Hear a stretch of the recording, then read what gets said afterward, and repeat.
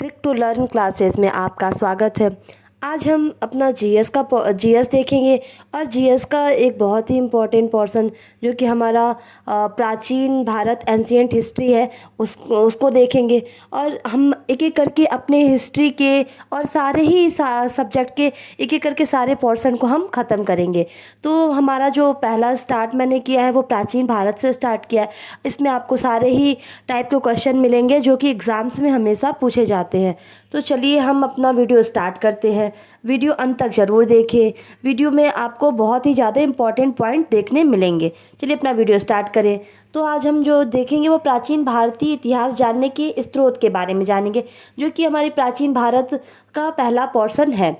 तो हम अगर देखें तो प्राचीन भारतीय इतिहास के बारे में जो स्रोत है वो 4 तरीके के स्रोत है जिससे कि हम अपने प्राचीन भारतीय इतिहास को जान सकते हैं। तो वो है धर्म ग्रंथ, जिसके अंदर वेद, वेदांग, पुराण और उपनिषद आते हैं। फिर दूसरा ऐतिहासिक ग्रंथ जिसमें जातक, आगम, अष्टाध्यायी, राजतरंगिणी इत्यादि आते हैं। हमारा नेक्स्ट है विदेशियों का विवरण, मतलब कि जो भी विदेशी आए हैं उन्होंने अपने पुस्तक के माध्यम से या किसी भी माध्यम से जो उन्होंने विवरण दिया तो उसको पढ़ के हम जान सकते हैं।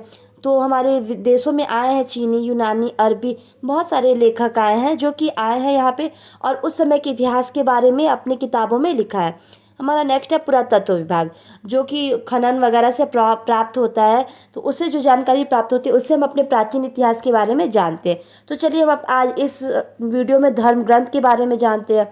तो हमारा धर्म ग्रंथ, तो धर्म ग्रंथ में मैंने क्या बताया, वेद, वेदांग, पुराण और उपनिषद है। ठीक है, तो हम अपना पहला वेद स्टार्ट करते हैं। वेद के बारे में जानते हैं। तो भारत का सर्वप्राचीन धर्म ग्रंथ जो है वो वेद होता है। वेद के रचयिता महर्षि कृष्ण द्वैपायन वेद व्यास जी हैं। वेदों की संख्या 4 है: ऋग्वेद, यजुर्वेद, सामवेद एवं अथर्ववेद। ठीक है, चलिए ऋग्वेद के बारे में जानते हैं। ऋचाओं के अध्ययन को क्या कहा जाता है? तो ऋग्वेद कहा जाता है। मतलब ऋग्वेद में क्या है? ऋचाओं का अध्ययन है। देवताओं की स्तुतियों में गाए गए मंत्रों का संग्रह किस वेद में है?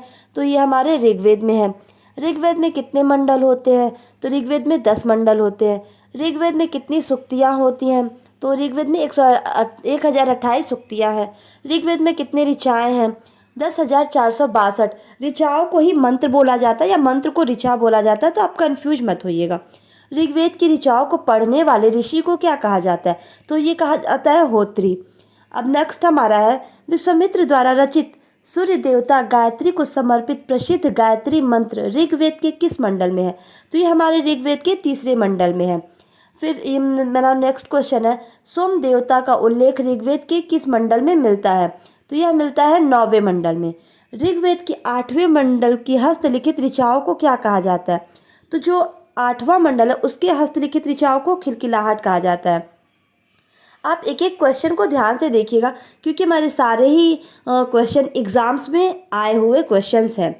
हमारा नेक्स्ट है पुरुष सूक्त, जिसके अनुसार 4 वर्ड होते हैं: ब्राह्मण, क्षत्रिय, वैश्य, शूद्र का वर्णन ऋग्वेद के किस मंडल में किया गया है? तो यह ऋग्वेद के 10वें मंडल में किया गया है और इसी में बताया गया है कि ये जो हमारे जो हैं इंसान, उसको 4 वर्णों में बांटा गया है: ब्राह्मण, क्षत्रिय, वैश्य, शूद्र। तो इनका वर्णन हमारे ऋग्वेद के 10वें मंडल में है। ऋग्वेद में इंद्र और अग्नि के लिए कितनी कितनी ऋचाओं की रचना की गई है? ऋचाएँ या मंत्र आपको पता ही है कि सेम है। तो इंद्र के लिए 250 मंत्रों की रचना की गई है और अग्नि के लिए 200 मंत्रों की रचना की गई। ये सारे क्वेश्चन ही एग्जाम्स में हमेशा ही पूछे जाते हैं। अब हमारा नेक्स्ट है ऋग्वेद के उपवेद को किस नाम से जाने जाते हैं? तो ऋग्वेद का जो उपवेद है उससे आयुर्वेद के नाम से जाना जाता है। और जो इसके रचनाकार है, मतलब ऋग्वेद का उपवेद कौन सा है? आयुर्वेद। और आयुर्वेद के रचनाकार कौन है? धन्वंतरी हैं। आप ये सब पॉइंट ध्यान से देखिएगा। चलिए अभी हमने ऋग्वेद को समझा, अब हम अपने सेकंड यजुर्वेद को देखते हैं। किस वेद की रचना गद्य एवं पद्य दोनों में मिलती है? तो यह मिलती है यजुर्वेद का जो है हमारा वो गद्य और पद्य दोनों में ही है। यजुर्वेद के पाठकर्ता को क्या कहते हैं?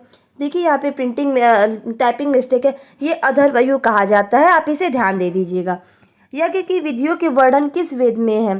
तो यज्ञ की विधियों का वर्णन यजुर्वेद में है। मतलब यज्ञ किस तरीके से होगा इसका वर्णन किस वेद में है? यजुर्वेद में है। यजुर्वेद के अंतिम अध्याय को क्या नाम दिया गया है? तो जो इसका अंतिम अध्याय है बहुत ही इंपॉर्टेंट अध्याय है, इसे ईशोपनिषद नाम दिया गया है। हमारा नेक्स्ट है युगवेद के उपवेद को किस नाम से जाना जाता है। तो युगवेद के उपवेद को किस नाम से जाना जाता है, धनुर्वेद।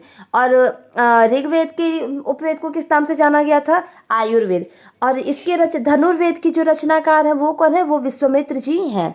चलिए नेक्स्ट अपने सामवेद की तरफ देख पढ़ते हैं। हमने अभी देखा ऋग्वेद, फिर यजुर्वेद। अगर आपसे सबसे प्राचीनतम वेद पूछेगा कौन सा है तो आप क्या बता देंगे, ऋग्वेद बता देंगे। चलिए अपने नेक्स्ट सामवेद की तरफ बढ़ते हैं। भारतीय संगीत का जनक किस वेद को कहा जाता है, तो यह सामवेद को कहा जाता है। मतलब ये संगीतमय वेद भी इसको नाम दिया जाता है। ठीक है, इसमें ही हमारे भारतीय संगीत का वर्णन है, इसीलिए भारतीय संगीत का जनक इस वेद को सामवेद को कहा जाता है। इसके पाठकर्ता को क्या कहा जाता है, तो इसके पाठकर्ता को उद्गाता कहा जाता है। सामवेद के को उपवेद को किस नाम से जानते हैं, तो इसके उपवेद को हम गंधर्व वेद के नाम से जानते हैं। और इसके रचनाकार क्या कौन है, भरत मुनि। ऋग्वेद के जो उपवेद है उसको आयुर्वेद, यजुर्वेद के उपवेद को धनुर्वेद, सामवेद के उपवेद को क्या नाम दिया गया है, गंधर्व वेद। और गंधर्व वेद के रचनाकार कौन है, भरत मुनि। चलिए अब नेक्स्ट अथर्ववेद को देखते हैं अपना। ये जो है वो सबसे नवीनतम वेद भी कहा जाता है। ठीक है, तो अपने अथर्ववेद को देखते हैं। किस वेद में जादू, टोना, मंत्र, तंत्र मंत्र का उल्लेख है, तो यह है हमारे अथर्ववेद में। अथर्ववेद को अन्य किस नाम से जाना जाता है, तो इसे ब्रह्मवेद के नाम से भी जाना जाता है। इसके ब्राह्मण को क्या कहा जाता है, या जो पढ़ते हैं उसे क्या कहा जाता है, तो ये गोपद कहा जाता है इनके ब्राह्मणों को। अथर्ववेद के उपवेद को किस नाम से जानते हैं, तो इसके उपवेद को शिल्पवेद के नाम से जानते हैं। और इसके रचनाकार विश्वकर्मा जी हैं।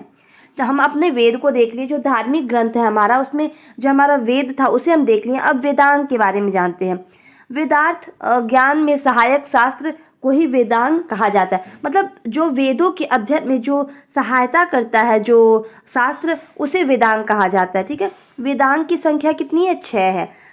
आपसे हम क्वेश्चन किसी भी तरीके से पूछ सकता है कि वेदों के अध्ययन में सहायक ग्रंथ को किस नाम से जानते हैं, या शास्त्र को किस नाम से जानते हैं, तो किस नाम से जानते हैं, वेदांग से जानते हैं। वेदांगों की संख्या कितनी है, तो वेदांगों की संख्या 6 है।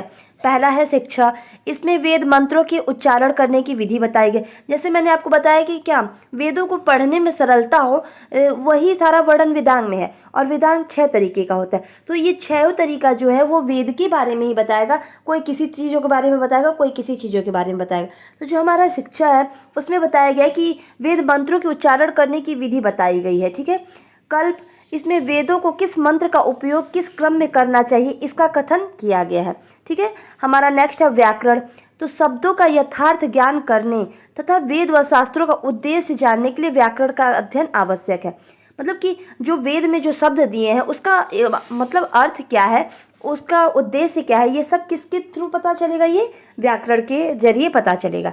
ठीक है, वेदांग का प्रतिनिधित्व पाणिनि व्याकरण ही करता है। मतलब वेदांग को पढ़ने में जो हमारे पाणिनि जी के द्वारा रचित ये व्याकरण है वो हमारे वेदों को पढ़ने में बहुत ही सहायता करता है।